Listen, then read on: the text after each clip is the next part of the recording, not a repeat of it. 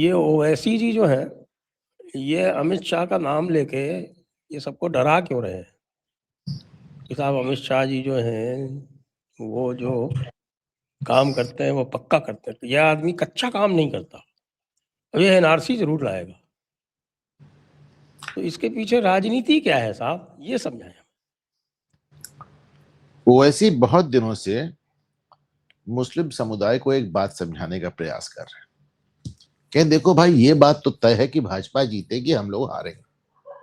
अब तुम ये तय कर लो कि तुम हारने में किसके साथ खड़े होना चाहते हो।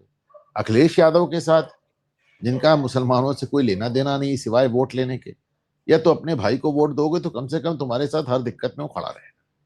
ये उनका पूरा गेम प्लान है, जो उन्होंने बिहार में भी किया और यहां भी किया। प्लस वो साथ में ये भी कहते हैं अब्दुल दरी नहीं बिछाएगा। अब वो एक जैसे एक इन्होंने एक नया शुरू किया कि चलो भाई, तुम मुसलमानों का वोट लेते हो, मुसलमान को मुख्यमंत्री नहीं बनाते हो, कम से कम मुसलमान को डिप्टी सीएम डिक्लेयर कर दो। सर देखिए, तीन चीजें कहते हैं वो। पहली बात कि मुसलमानों को डिप्टी सीएम डिक्लेयर कर दो, कोई करने को तैयार नहीं। तेजस्वी ने किया, अखिलेश ने भी किया, क्योंकि तब ध्रुवीकरण कंप्लीट हो जाएगा। नंबर 2, वो ये कहते हैं कि हमको अपने गठबंधन में शामिल कर लो। वो कोई भी तैयार नहीं, क्योंकि एक बार मुस्लिम वोट को अगर ओवैसी की लत लग गई तो वापस कौन लाएगा। तो ये आप समझिए, मुलायम सिंह तो कांग्रेस के साथ जाने को तैयार नहीं रहते थे। उन्होंने कहा था अखिलेश यादव कांग्रेस के साथ गठबंधन करके बड़ी भारी भूल कर रहे हैं, एक बार मुस्लिम वोट उधर चला गया तो वे लौटेगा नहीं। बड़ी मुश्किल से बाबरी के बाद लौटा है, तो वे लौटेगा नहीं। और तीसरे वो ये कहते हैं कि भाई अब्दुल दरी नहीं बिछाएगा, और अगर आप मुसलमान को कुछ नहीं दे सकते तो कम से कम मुसलमान अपने उस भाई के साथ खड़ा हो जो संकट में उसके साथ खड़ा रहे। अखिलेश यादव उनके साथ खड़े नहीं होते। तो जब वो आज की तारीख में जब अमित शाह की तारीफ कर रहे हैं, वो कह रहे हैं कि अमित शाह हवाई फायर नहीं करते, वो अमित शाह हल्की मीटिंग नहीं करते, अमित शाह हल्की बात नहीं करते। तो पहली बात तो परोक्ष रूप से कह रहे हैं बाकी सब लोग हल्के हैं, हवाई फायर करते हैं, बकवास करते हैं। तो देखिए आप समझिए। और दूसरी बात वो ये कह रहे हैं कि अमित शाह कुछ बड़ा करने वाले हैं, बड़ा करने वाले हैं। जैसे आप अक्सर बताते हैं ना कुछ बड़ा होने वाला है, तो वो बता रहे कुछ बड़ा। तो वो बता रहे कि अमित शाह कुछ बड़ा करने वाले हैं। तो ऐसे में वो चाहते हैं, देखिए एक डरा हुआ मुसलमान ही सबका वोट बैंक है। होश में आया मुसलमान तो फिर किसी का वोट बैंक नहीं बचा रहा। तो डरा हुआ मुसलमान को वो इतना डरा चाह रहे हैं। अच्छा ठीक भी है, मतलब इनको मैं सिद्धक साधक मानता हूं। अभी ओवैसी भाजपा के लिए बहुत यूजफुल है, भाजपा ओवैसी की राजनीति के लिए बहुत यूजफुल है। जब तक भारतीय जनता पार्टी सत्ता में नहीं आई थी तब तक ओवैसी की कितनी हैसियत थी। अब आप देखिए ओवैसी एकदम डार्लिंग ऑफ द मासेस हो गया। मैं तो मानता हूँ कि 2014 में जो नरेंद्र मोदी की बड़ी जीत रही थी उसमें अकबर ओवैसी को लोग पद्मश्री क्यों नहीं देते, मैं समझ नहीं पाता। एक पद्मश्री इसको बनता, अगर मुलायम सिंह को बनता है तो इनको बनता। तो एक पद्मश्री दोनों भाइयों को एक जॉइंटली दे दिया जाना चाहिए। अकबर ओवैसी की जो 15 मिनट वाली स्पीच थी, वो साहब आप समझ लिए मोदी की किसी भी स्पीच से ज्यादा उसने चमत्कार किया 2014 में। आज भी देखिए गली गली लड़के आज भी उसको, काम आती है, आज भी काम हाँ आज भी, अरे काम क्या आती भाई, आज भी लड़के दोहराते हैं उसको 15 मिनट। तो मैं समझता हूँ कि एक पद्मश्री इन भाइयों के हिस्से में भी बनता है। नहीं दे सकते तो इनके अब्बा मियाँ को दे दीजिए आप, जो कि ओरिजिनल रजाकार थे, तो उनको दे दीजिए भाई आप। कुछ इनके लिए भी भाजपा को करना चाहिए। ये दोनों भाई भाजपा के लिए बहुत कुछ कर रहे हैं।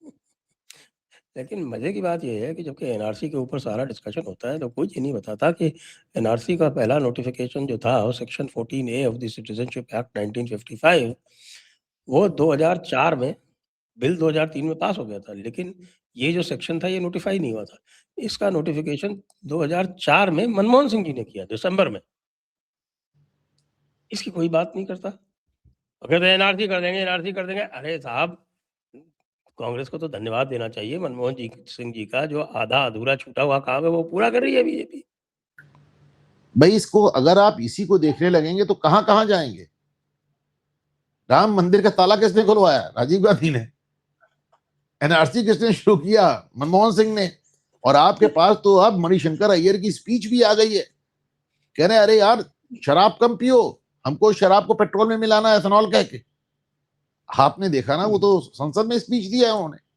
तो वो तो हर चीज की जड़ में वही आ रहा है। मैं तो मानता हाँ, कांग्रेस के साथ ये कि दे स्टार्टेड समथिंग, वो कुछ शुरू करते थे और फिर तुरंत वो दबाव में आ जाते थे, खत्म नहीं करते थे। तो ये फिनिशर आ गए, फिनिश कर रहे।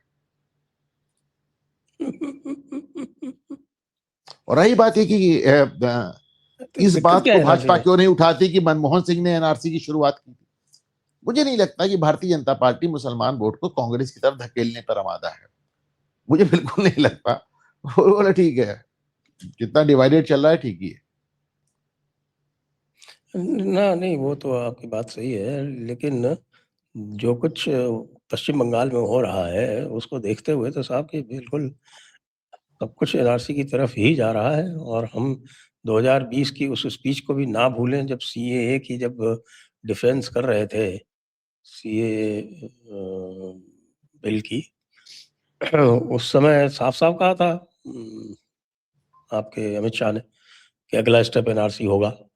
वो अलग बात है कि मोदी ने उसको डिफर कर दिया, क्योंकि वो 2-3 खुद ने इनकी स्पीच में कह दिया कि नहीं, नहीं, नहीं, अभी एनआरसी का कोई प्रश्न नहीं उठता। लेकिन वो था अभी एनआरसी का कोई प्रश्न नहीं उठता, ये नहीं कहा था कि कभी भी नहीं बैठेगा। एक अब मिनट, एनआरसी तो भाजपा का वादा है, चुनावी वादा है, कमिटमेंट है, मैनिफेस्टो है। एनआरसी तो आगे पीछे होके रहेगा। देखिए, मैं आपको एक एग्जाम्पल देता हूं। अतीक अहमद के घर वाले हमारे प्रयागराज में कहते हैं कि अतीक अहमद इतनी जल्दी नहीं मारे जाते अगर अखिलेश यादव ने योगी को ताव नहीं दिलाया होता, गुस्सा नहीं दिलाया होता, भड़काया नहीं होता। उन्होंने टीवी पर कहा ये बात आके। इसी तरह मैं देखता हूं कि ये ओवैसी हो गए, अब्दुल्लाज हो गए, ये मोदी को ताव दिलाते रहते हैं। याद है क्या, मंदिर वहीं बनाएंगे, तारीख नहीं बताएंगे। लीजिए साहब, तारीख भी आ गई, मंदिर बन गया। 370 हटाएंगे, तारीख नहीं बताएंगे, 370 भी हट गया। CAA नहीं लागू करेंगे, CAA हमारी लाश पे लागू होगा, लागू हो गया। ये आप देखें, वक्फ कानून को आने नहीं देंगे, वक्फ कानून मुझे गोली मार दो पर मैं वक्फ भी लागू हो गया। तो अब ये एनआरसी करवाना चाह रहे हैं, इसलिए इस तरह की बातें उन्होंने शुरू की हैं। नहीं, वैसे बाकी देखिए, हम तो इनकी पीड़ा समझ सकते हैं। मैंने देखा है कि मैं अत्यंत पीड़ित हूँ इस बात से कि आरफा खानम जो है वो कहती हैं कि साहब कि मेरा पासपोर्ट क्या मेरी सिटीज़नशिप की पहचान नहीं है। वो हिजाब यहाँ नहीं पहनती हैं कभी भी, हैं, जीन्स पैंट में, जीन्स और टॉप में घूमती हैं। लेकिन आप देखिए, हिजाब पहने घूम रही हैं ईरान में। तो उनको जो है वो सिटीज़नशिप सर्टिफ़िकेट चाहिए, क्योंकि सभी लोग कह रहे हैं कि भई पासपोर्ट अगर सिटीज़नशिप की पहचान नहीं है, आधार कार्ड पहचान नहीं है, तो फिर क्या है? एनआरसी है। तो एक वो दिन मैं वो देख एनआरसी का रहा था। मार्ग प्रशस्त हो रहा है ना, ये लोग ही तो मांग रहे हैं भाई, लोग हमारे भाई देखिए, हमारे उसमें पासपोर्ट सुप्रिया एक्ट में श्रीनेत है, ही तो मांग रही हैं।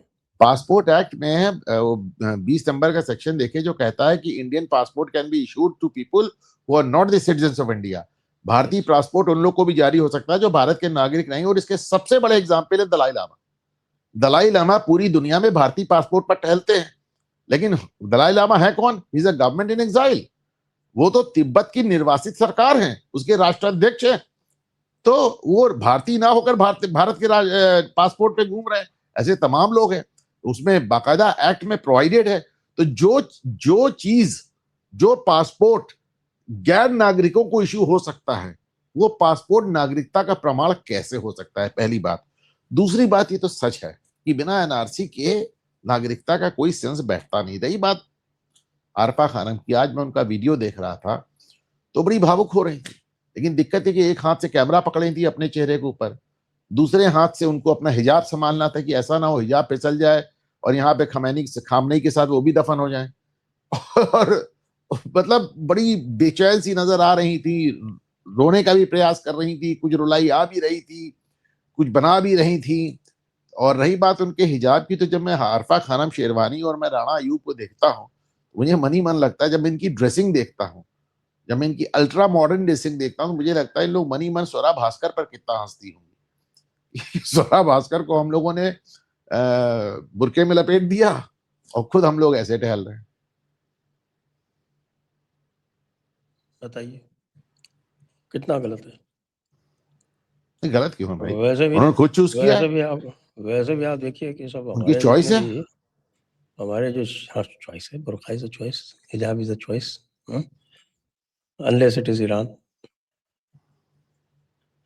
unless it is Iran, unless it is Afghanistan, in fact unless it is मतलब तमाम हिस्से of Pakistan, unless it is one of the Pakistani areas in India,